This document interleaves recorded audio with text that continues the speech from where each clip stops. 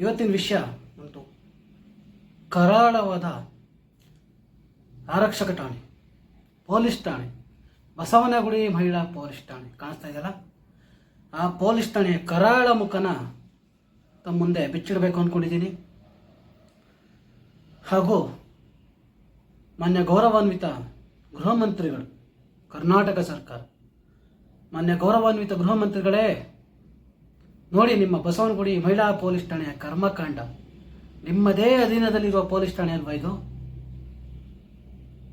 ಯಾವ ಥರ ಒಮ್ಮೆ ಆದರೂ ಹೋಗಿ ನೋಡಿದ್ದೀರಾ ಇದನ್ನು? ಏನು ನಡೀತಿದೆ, ಅಲ್ಲಿ ನಡೀತಾರ ಕರ್ಮಕಾಂಡ ಏನು ಅಂತದನ್ನ ನೋಡಿದ್ದೀರಾ? ಹೆಸರಿಗೆ ಮಹಿಳಾ ಪೊಲೀಸ್ ಠಾಣೆ, ಮಹಿಳೆಯರಿಗೆ ಸುರಕ್ಷಿತವಾಗಿರೋ ಮಹಿಳಾ ಠಾಣೆ, ನೊಂದು ಬೆಂದು ಸಭ್ಯ ಸಮಾಜದಲ್ಲಿ ನೊಂದು ಬೆಂದು ಹೋಗಿರುವಂತಹ ಹೆಣ್ಮಕ್ಳಿಗೆ ನ್ಯಾಯ ಕೊಡುವಂತಹ ಮಹಿಳಾ ಪೊಲೀಸ್ ಠಾಣೆ. ಆದರೆ ಇವತ್ತು ಅದೇನಾಗಿದೆ ಅನ್ನೋಂಥದ್ದನ್ನ ನೋಡಿದ್ದೀರಾ ಮಾನ್ಯ ಗೌರವಾನ್ವಿತ ಗೃಹ ಮಂತ್ರಿಗಳೇ? ನನ್ನ ಎಷ್ಟೋ ಸ್ನೇಹಿತರು, ಎಷ್ಟೋ ಬಂಧುಗಳು, ಎಷ್ಟೋ ಗುರು ಹಿರಿಯರು ನೊಂದು ಬೆಂದು ಹೋಗ್ತಾ ಇರುವಂತಹ ಈ ಪೊಲೀಸ್ ಠಾಣೆನ ನೋಡಿದ್ದೀರಾ? ಅಲ್ಲಿ ನಡೀತಾ ಇರೋ ದಂಧೆ ಎಂಥದ್ದು ಅಂತ ಗಮನಿಸಿದ್ದೀರಾ? ಯಾಕೆ ಅಲ್ಲಂಥದ್ದೇನು ನಡೆಯಲ್ವಾ? ಅಲ್ಲಿ ಬರೋರಿಗೆಲ್ಲ ಸೂಕ್ತ ನ್ಯಾಯ ಸಿಗ್ತಾ ಇದೆಯಾ? ಆ ಪೊಲೀಸ್ ಠಾಣೆಗೆ ಯಾವ ಥರ ಒಮ್ಮೆ ಆದರೂ ಭೇಟಿ ನೀಡಿದ್ದೀರಾ ಮಾನ್ಯ ಗೃಹ ಸಚಿವರೇ? ಮಾನ್ಯ ಬೆಂಗಳೂರು ನಗರ ಪೊಲೀಸ್ ಆಯುಕ್ತರೇ, ನೋಡಿ ನಿಮ್ಮ ಕಿರಿಯ ಅಧಿಕಾರಿಗಳ ದರ್ಬಾರ್ ಏನ್ ಸ್ವಾಮಿ ನಡೀತಿದೆ ಅಲ್ಲಿ? ಅನಪ್ರಜ್ಞಾವಸ್ಥೆಯಲ್ಲಿರುವ ನಿಮ್ಮ ಆರಕ್ಷಕರು ಕ್ರೂರಿಗಳು, ಅನಕ್ಷರಸ್ಥರು. ಯಾವ ಪದ ಉಪಯೋಗಿಸ್ಬೇಕು ಅನ್ನೋದು ನನಗೆ ಇವರೆಗೂ ಅರ್ಥ ಆಗಿಲ್ಲ ಮಾನ್ಯ ಗೌರವಾನ್ವಿತ ಗೃಹ ಮಂತ್ರಿಗಳೇ ಹಾಗೂ ಬೆಂಗಳೂರು ನಗರ ಪೊಲೀಸ್ ಆಯುಕ್ತರೇ. ಕರ್ಮಕಾಂಡ ರೀ. ಒಬ್ರ ಇಬ್ರ ಹೈದರಾಬಾದ್ ಮೂಲದ ವ್ಯಕ್ತಿಯೊಬ್ಬರು ಕರೆ ಮಾಡ್ತಾರೆ, ಸ್ವಾಮಿ ಅಲ್ಲಿ ಯಾವ ಪಂಚನಾಮೇನೂ ಇಲ್ಲ, ಯಾವ ಸ್ಥಳ ಮಾಜರು ಇಲ್ಲ, ಯಾವ ವಿಚಾರಣೆನೂ ಇಲ್ಲ, ಎನ್ಕ್ವೈರಿನೂ ಇಲ್ಲ. ಎಷ್ಟೋ ಪುಟ್ಟ ಪುಟ್ಟ ಮಕ್ಕಳು ತಂದೆ ತಾಯಿ ಕಳ್ಕೊಂತ ಇದಾವಲ್ರಿ ಮಾನ್ಯ ಗೃಹ ಸಚಿವರೇ. ನೋಡ್ರಿ ಆ ಕರ್ಮಕಾಂಡನ ಒಂದ್ಸತಿ. ಉದಾಹರಣೆಗೆ ಒಂದೇ ಒಂದು ದೋಷಾರೋಪ ಪಟ್ಟಿ, ಚಾರ್ಜ್ ಶೀಟ್, FIR, ಒಂದು FIRಗೆ 2 ಮೊಕದ್ದಮೆ ಸಂಖ್ಯೆ ಕೊಡುವಂತಹ ಅನಕ್ಷರಸ್ಥರು ಅನ್ಬೇಕಾ, ಅಥವಾ ಮುಟ್ಟಾಳರು ಅನ್ಬೇಕಾ, ಅಥವಾ ಅರಪ್ರಜ್ಞಾವಸ್ಥೆಯನ್ನು ಮಾಡಿಬಿಟ್ಟಿದ್ದಾರೆ ಅನ್ಬೇಕಾ, ಅಥವಾ ಕುರುಡು ಕಾಂಚನದ ಪ್ರಭಾವ ಅನ್ಬೇಕಾ ಮಾನ್ಯ ಗೃಹ ಮಂತ್ರಿಗಳೇ? ಯಾರು ನೋಡ್ತಾರೆ ಇವೆಲ್ಲ? ನಿಮ್ದೇ ಹೊಣೆ ಅಲ್ವಾ? ಯಾವುದೋ ಒಂದು ದೋಷಾರೋಪ ಪಟ್ಟಿ ಇಟ್ಕೊಂಡು ತಮ್ಮ ಸಮ್ಮುಖಕ್ಕೂ ಈಗಾಗಲೇ ದೂರು ಬಂದಿರಬಹುದು. ಅದು ನಾವು ಹಿರಿಯ ಪೊಲೀಸ್ ಮೇಲಾಧಿಕಾರಿಗಳು ಪ್ರತಿಯೊಬ್ಬರ ಹತ್ರಕ್ಕೂ ದೂರು ಹೋಗಿರುತ್ತೆ. CC 4556/23 ಮಾನ್ಯ ಗೌರವಾನ್ವಿತ ಬೆಂಗಳೂರು ನಗರ ಪೊಲೀಸ್ ಆಯುಕ್ತರೇ, ಗೊತ್ತಾಯ್ತಾ? ಏನ್ರಿ ಕರ್ಮಕಾಂಡ ಅದು? ಅಕ್ಕ ಯಾರು, ತಂಗಿ ಯಾರು, ಯಾರನ್ನ ಮದುವೆ ಹಾಕಿದ್ರು, ಯಾರಿಗೆ ವರದಕ್ಷಿಣೆ ಕಿರುಕುಳ ಕೊಟ್ಟರು, ಯಾರಿಗೆ ಮಾನಸಿಕ ದೈಹಿಕ ಹಿಂಸೆ ಕೊಟ್ಟರು ಅಂತ ಈ 498 ಸೆಕ್ಷನ್ ಬರ್ದವ್ರಿಗೂ ಗೊತ್ತಿಲ್ವೇನಪ್ಪ ನಿಮ್ಮ ಬಸವನಗುಡಿ ಮಹಿಳಾ ಪೊಲೀಸ್ ಸ್ಟೇಷನ್ ಅಲ್ಲಿ ಆಗ್ತಾರಂಥದ್ದು. ಯಾರ್ಯಾರಿಗೋ ವರದಕ್ಷಿಣೆ ಕಿರುಕುಳ ಕೊಟ್ರೆ ಅವ್ರು ಯಾರನ್ನೋ ಇಟ್ಕೊಂಡು ಇನ್ನೊಬ್ರು ಯಾರೋ ಇವ್ರ ಮನೆಗೆ ಬಂದ್ರಂತೆ. ಇದು ಯಾವ ತರದ ಚಾರ್ಜ್ ಶೀಟ್ ಮಾಡ್ತಾ ಇದ್ದಾರೆ ಮಾನ್ಯ ಗೃಹ ಮಂತ್ರಿಗಳೇ ನಿಮ್ಮ ಆರಕ್ಷಕರು? ಕರ್ಮಕಾಂಡ ರೀ. 1-2 ಬಸವನಗುಡಿ ಮಹಿಳಾ ಪೊಲೀಸ್ ಸ್ಟೇಷನ್ದು ಈವರೆಗೂ ಇತಿಹಾಸದಲ್ಲಿ ಎಲ್ಲೂ ಕಂಡು ಕೇಳಹರಿಯದಂತಹ ದುರ್ಘಟನೆಗಳು. ಅದನ್ನು ಜಗತ್ತಿನ 8ನೇ ಅದ್ಭುತ ಅಂತಾರಲ್ಲ. ಬದುಕ್ತವ್ರನ್ನ ಸಾಯಿಸ್ತಾರಂತೆ, ಸಾಯಿಸಿದವ್ರನ್ನ ಬದುಕಿಸ್ತಾರಂತೆ.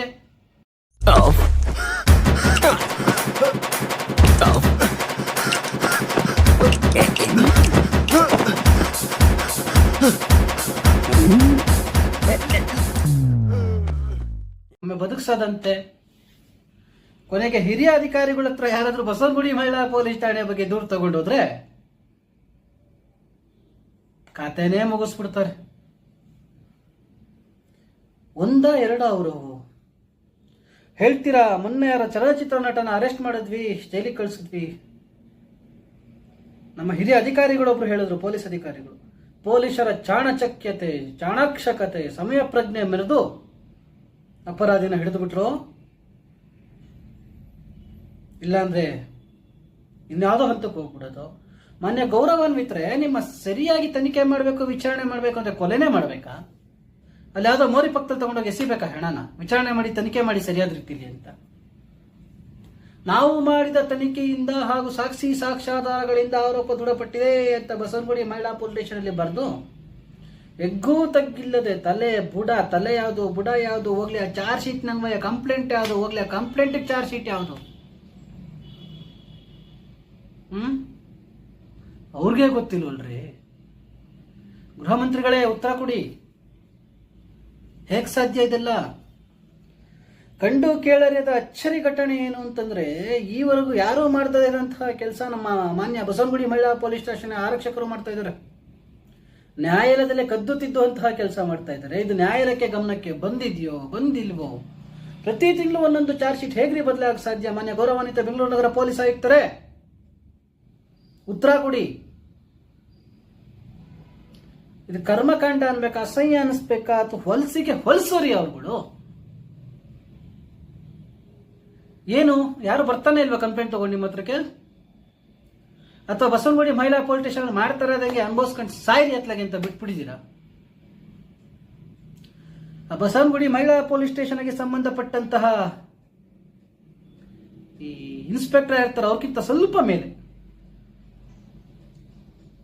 ಈಗಿರೋರಲ್ಲ ಪಾಪ. ಈಗಿರೋರ ಮೇಲೆ ಯಾಕೆ ಹೇಳಕ್ ಹೋಗೋಣ? ಈ ಮಾಜಿ ಒಬ್ರು ಇದ್ರಲ್ಲಿ ಹಿರಿಯ ಅಧಿಕಾರಿ,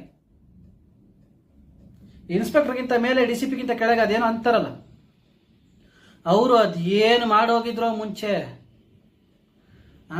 ಆ ಯಪ್ಪನ ಹತ್ರಕ್ಕೆ ನನಗೆ ತಿಳಿದಿರೋ ಮಟ್ಟಿಗೆ ಯಾರೇ ನಿಮ್ಮ ಕಿರಿಯ ಅಧಿಕಾರಿಗಳು ತಪ್ಪು ಮಾಡಿದಾರ್ರಿ ಸ್ವಾಮಿ, ಪನಿಷ್ಮೆಂಟ್ ಕೊಡ್ರಿ ಅವ್ರಿಗೆ, ಇದೇನು ನೋಡ್ರಿ ಅಂತ ತಗೊಂಡೋದ್ರೆ ನಿಮ್ದು ಗಾಂಧರ್ವ ವಿವಾಹವೋ ರಾಕ್ಷಸ ವಿವಾಹವೋ ಅದೇನೋ ಅದು ಈ ಸಂಸ್ಕೃತ ಅನ್ಬೇಕಾ ಅಥವಾ ಹಳೆಗನ್ನಡ ಅನ್ಬೇಕಾ ಏನನ್ಬೇಕೋ ಗೊತ್ತಿಲ್ಲ. ತಗೊಂಡೋಗಿ ತಿದ್ದಕ್ಕೆ ಹೇಳ್ತಾರಂತೆ ಮಾನ್ಯ ನ್ಯಾಯಾಲಯದಲ್ಲಿ. ಸರಿ, ನ್ಯಾಯಾಲಯದಲ್ಲಿ ತಿದ್ಲಿ ಸ್ವಾಮಿ, ಎಷ್ಟದಿ ತಿತ್ತಾರೆ? ಒಮ್ಮೆ, ಇನ್ನೊಮ್ಮೆ, ಮಗದೊಮ್ಮೆ. ಅದೇನು ಸಿನಿಮಾನೇನ್ರಿ? ಒಮ್ಮೆ ನೋಡಿದರೆ ಮತ್ತೊಮ್ಮೆ, ಮತ್ತೊಮ್ಮೆ ನೋಡಿದರೆ ಮಗದೊಮ್ಮೆ, ಮಗದೊಮ್ಮೆ ನೋಡಿದರೆ ಇನ್ನೂ ಒಮ್ಮೆ ನೋಡಬೇಕೆನ್ನಿಸುವ ದೋಷಾರೋಪ ಪಟ್ಟಿ ಅನ್ನಕ್ಕೆ.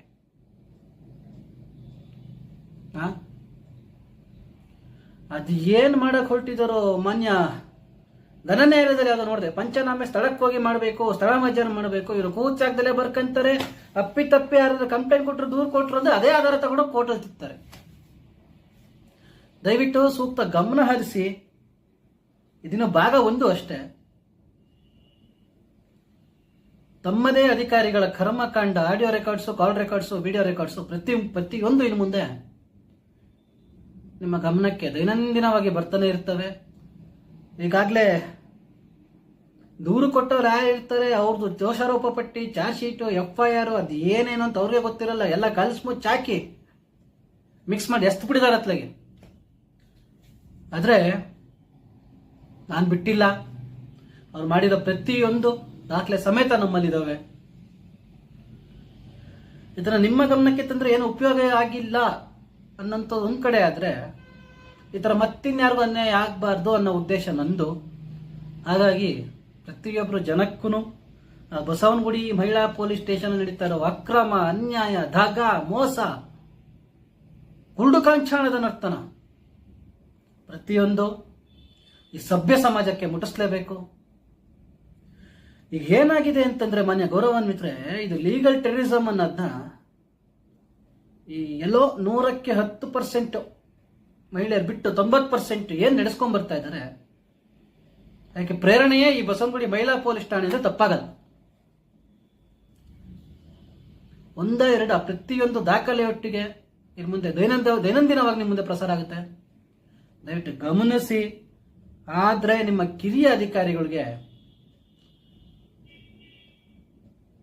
ಸಸ್ಪೆಂಡೇ ಮಾಡಬೇಕು. ಯಾಕಂದ್ರೆ ಟ್ರಾನ್ಸ್ಫರ್ ಮಾಡಿ ಅಲ್ಲಿ ಅಂತಂದ್ರೆ ಆ ಕ್ರಿಮಿ ಕೀಟಗಳು ಅನ್ಬೇಕೋ ಅಥವಾ ಏನನ್ಬೇಕೋ ಆ ಪದಗಳು ಸಿಕ್ಕಲ್ಲ ರೀ ಅವ್ರಗಳ ಬಗ್ಗೆ ಮಾತಾಡಕ್ಕೆ.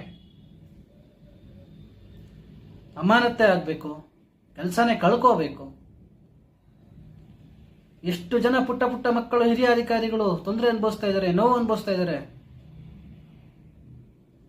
ಸಾರಿ, ಹಿರಿಯ ಅಧಿಕಾರಿಗಳು ಅಲ್ಲ, ಹಿರಿಯ ಜೀವಗಳು. ಹಿರಿಯ ಅಧಿಕಾರಿಗಳು ನಿಮ್ಮವರೇ ಇರ್ತಾರೆ ಬಿಡಿ, ಎಷ್ಟೋ ಜನ ಪಾಪ ನಿಮ್ಮವ್ರು ಯಾರು ಅನುಭವಿಸಿಲ್ವಾ? ಬೇಕಾದಾಕ್ಲೆ ಎಷ್ಟೋ ನಿಮ್ಮ ಅಧಿಕಾರಿಗಳು ಕೆಲಸಕ್ಕೆ ಸೇರಿ ರಿಟೈರ್ಡ್ ಆದ್ರೂ ಅವ್ರಿಗೆ ಒಂದು FIR ಹಾಕಕ್ ಬರಲ್ಲ ರೀ. ಅಲ್ಲಿ ಕಂಪ್ಲೇಂಟ್ ಅಲ್ಲಿ ಏನ್ ಬರ್ದಿದ್ದಾರೆ ಅದನ್ನ NCR ಮಾಡಬೇಕಾ ಅಥವಾ ಕಂಪ್ಲೇಂಟ್ ಮಾಡಬೇಕಾ, ಏನ್ ಮಾಡಬೇಕಿದೆ ಅಂತದೆ ಗೊತ್ತಿಲ್ಲದೆ ಕೆಲಸ ಮಾಡಿ ಪುಕ್ಕಟೆ ಸಂಬಳ ತಗೊಂಡು ರಿಟೈರ್ಡ್ ಆಗಿರೋರು ನಮ್ಮ ಹತ್ರ ಲಿಸ್ಟ್ ಇದಾವೆ. ಬೇಕಾ ಲಿಸ್ಟ್ಗಳು? ಕೊಡ್ತೀನಿ. ಒಂದೇ ದಿವಸ ಕೊಡಕ್ ಹೋದ್ರೆ ಪಾಪ ನಮ್ಮ ವೀಕ್ಷಕರು ಏನಿದ್ದಾರೆ ಅವ್ರಿಗೆ ಬೋರ್ ಅನ್ಸ್ಬಿಡುತ್ತೆ. ಇನ್ನು ಮುಂದೆ ಪ್ರತಿಯೊಂದು ಪೊಲೀಸ್ ಠಾಣೆಗಳ ಕರ್ಮಕಾಂಡ, ಅದರಲ್ಲೂ ಮಹಿಳಾ ಪೊಲೀಸ್ ಠಾಣೆಗಳ ಕರ್ಮಕಾಂಡ ಒಂದೊಂದೇ ಮಾನ್ಯ ಗೃಹ ಮಂತ್ರಿಗಳು ನಿಮ್ಮ ಗಮನಕ್ಕೆ ಬರ್ತಾ ಇರ್ತವೆ. ಹಾಗೂ ಮಾನ್ಯ DGP ಸಾಹೇಬ್ರೆ ನಮಸ್ಕಾರ. ನಿಮ್ಮದೇ ಕಿರಿಯ ಅಧಿಕಾರಿಗಳ ಕರ್ಮಕಾಂಡಗಳು ಬಯಲುಗಡೆ ಹೊರಟಿದ್ದೀನಿ. ನಿಮ್ಮ ಆಶೀರ್ವಾದ ನನ್ನ ಮೇಲೆ ಇರಲಿ. ನಮಸ್ಕಾರ.